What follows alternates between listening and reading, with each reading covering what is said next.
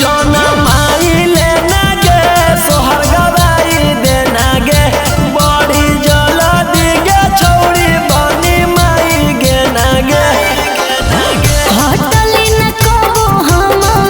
सटल रहले पिया के कबरी में हे रे हटली न कबो हम सटल रहले पिया के कबरी में इतना तफारज बनो हमारा माजा देनी हल कुंवारी में बैठी के अइबो सफा